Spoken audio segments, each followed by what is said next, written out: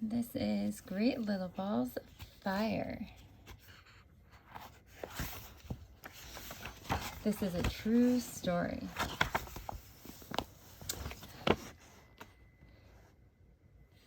Addie settled back contentedly in her seat. The past few weeks had rolled by with preparation and packing, but now that she was on the plane, she had plenty of time to relax and sleep. The flight would be over 16 hours long. Addie could hardly believe it. She had to pinch herself to be sure it was real. She was actually on her way to Australia. She had dreamed of going to Australia ever since she was a little girl. Thankfully, the chance to serve on a youth mission team was making her dream come true. When the plane touched down in Brisbane, Australia, Addie began to feel nervous. She prayed a quick prayer for help as she walked through the large, unfamiliar airport.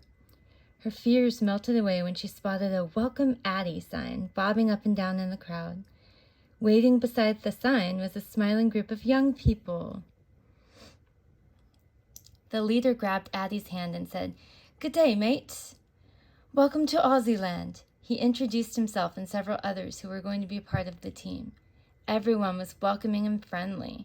Addie immediately felt at home among the fun-loving group. They all piled into a large van and headed to the mission base, her new residence. This is Addie. Addie is actually my friend Angela. Right here. So this is a true story.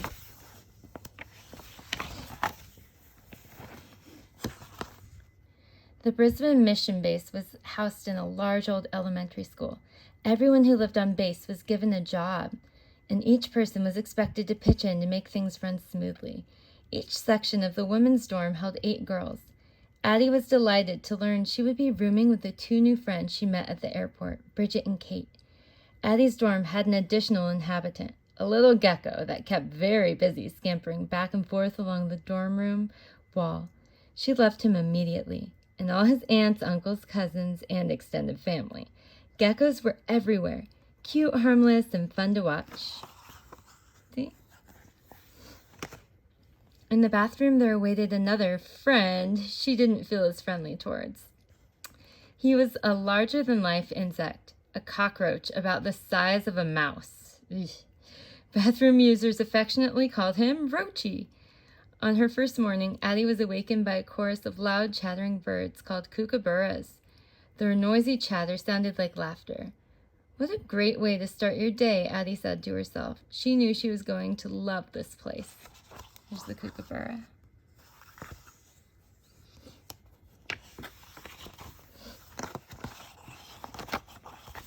Sorry. Since Brisbane is a coastal city, that means it's by the water, the leaders of Addie's group planned a getaway weekend further inland toward the famous Outback area. The group would stay at a retreat center in the bush, not far from Australia's rainforest. That's where they had their kangaroos and all that. The leaders felt this time would give everyone a chance to get to know each other and hopefully see some of Australia's famous wildlife. Australia is home to many animals found nowhere else on Earth. Kangaroos, wallabies, and koalas are Australian mammals whose babies grow in their mother's pouch. Addie could hardly wait to see her first mama kangaroo with a sweet little Joey in her pouch. She knew there were plenty of scary animals, too. Some of the deadliest snakes on the planet live in Australia. Other frightening creatures include fearsome-looking lizards, ghost bats, leeches, and spiders that grow to monumental sizes. That means they're huge. Traveling anywhere was an adventure. Driving down the other side of the road made Addie catch her breath. She kept getting the feeling they were going to crash into the oncoming traffic.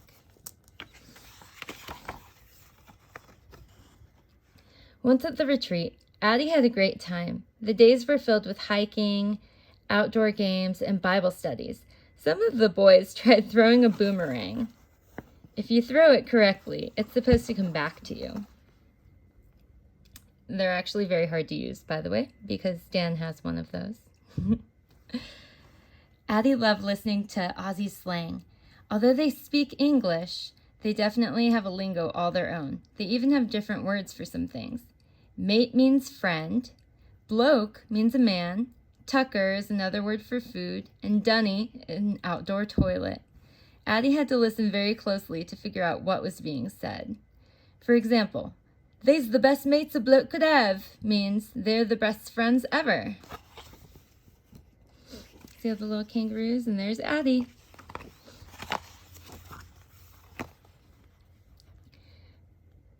The evenings were spent telling stories, singing praise music, and roasting marshmallows around the campfire.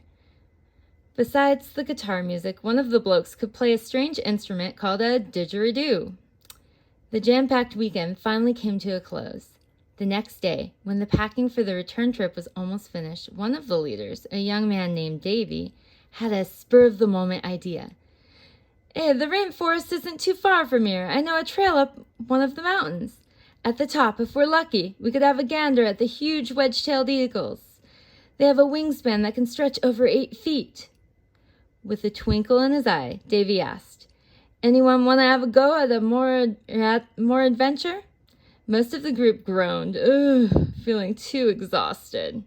But there were some who eagerly volunteered. Addie's friends Bridget and Kate were among them. Taking a deep breath, Addie raised her hand. "Count me in," she said. And they're singing, "He's got the whole world in his hands." I love that song. Soon, a van full of determined adventurers was headed for the rainforest. Upon arrival, they were not disappointed. The rainforest proved better than imagined. Everyone had the time of their lives climbing and swinging from vines. As they steadily worked their way up the mountain, "It's like being in an old Tarzan and Jane movie," Addie thought to herself. See, they're swinging from vines. Eesh. Spiders. No, thank you. Lots of creatures in the rainforest.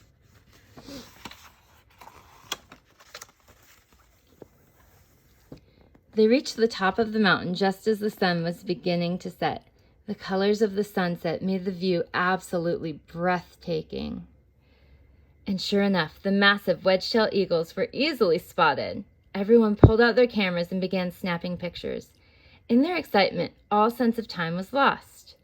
After a while, reality hit Davy. "Yikes! We better get back down this mountain before it gets dark," he yelled to the group. "Soon it'll be hard to see the trail. Don't want to get caught in the middle of this crazy rainforest in the dark. Grab your things, mate. We've got to make tracks." See those beautiful eagles?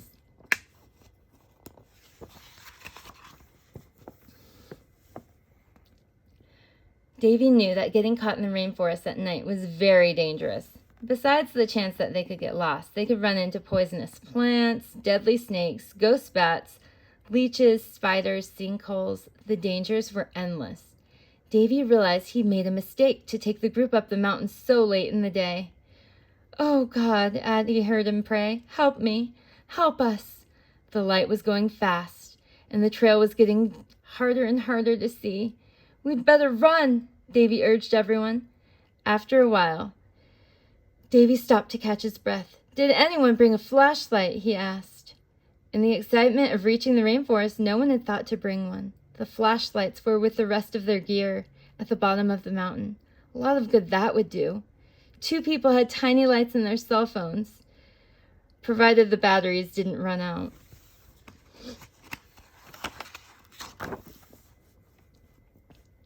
Davy knew they were in trouble. "We've got to run like our lives depended on it," he pleaded. He began to run with reckless abandonment.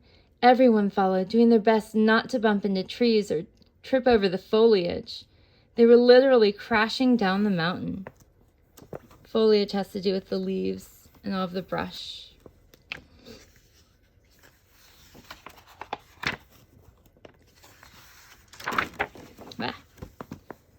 Uh-oh.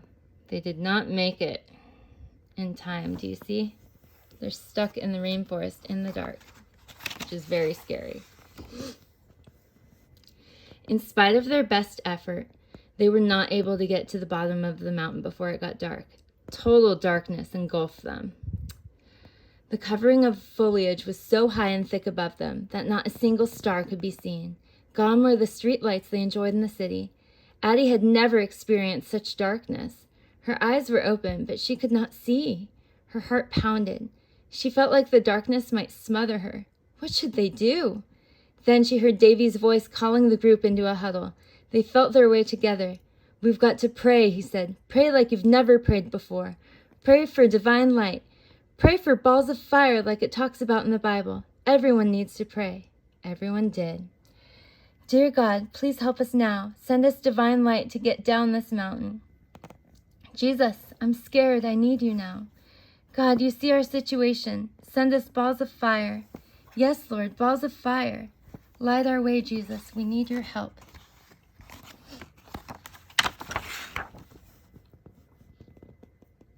After the prayer, Davy told everyone to move behind him.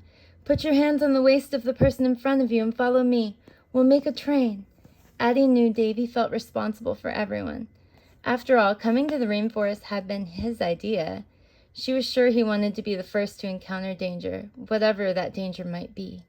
Davy borrowed one of the tiny cell phones and started off. "Jesus, guide me," Addie heard him pray. "You said in the Bible that your word is a lamp to our feet and a light to our path. I need your light right now, God." See their little train?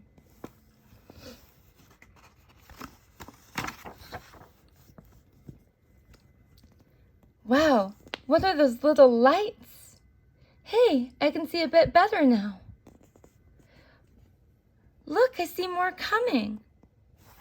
See the little fireflies?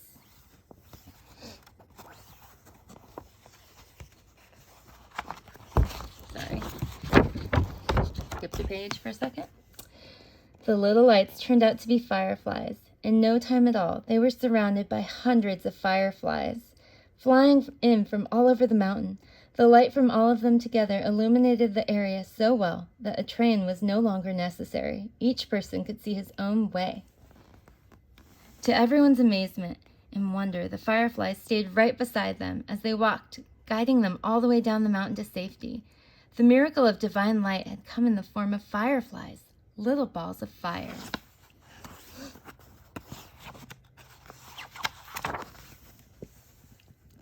When the parked van came into view, the group burst into shouts of joy and praise. Everyone knew they had just been saved by a supernatural act of God.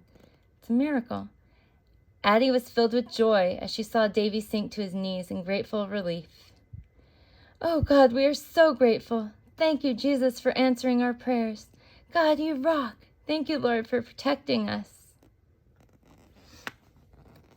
And then, as suddenly as the fireflies had appeared, they disappeared back into the rainforest. It was as if they knew their divine mission was over. Only a few lingered here and there, as if to bid farewell.